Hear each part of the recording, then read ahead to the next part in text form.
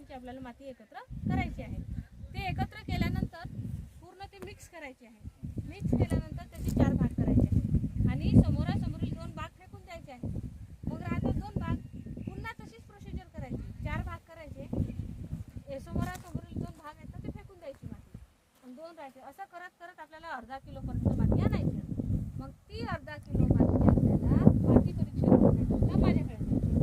आता आपल्याला 8 तारखेपर्यंत सप्ताह आहे, तर आपल्याला 8 तारखेपर्यंत आपले जेवढे शेतकरी बांधव आहेत आपल्या गावामध्ये त्यांनी माझ्याकडे माती द्यायची आहे. प्रत्येक वाराची. आता तुम्हाला मातीचा नमुना कशासाठी आवश्यक आहे माहिती आहे का? आता आपल्या शेतामध्ये खरंच मातीला कशाची आवश्यकता आहे? खत कोणतं पाहिजे, कशाची? आता आपल्या शेतामध्ये सेंद्रिय कर्ब बिलकुलच नाही आहे. म्हणजे आपण काय करतो, आपल्या शेतीमध्ये जे आता कपाशीचे हे दसकट आहेत ना, हे आपण जाऊन टाकतो. त्याच्यापासून आपल्याला जर सेंद्रिय करायचं असेल तर आपल्याला बायोडायनॅमिक प्रकारचं खत तयार करावं लागते, गांडूळ खत तयार करायचं असते.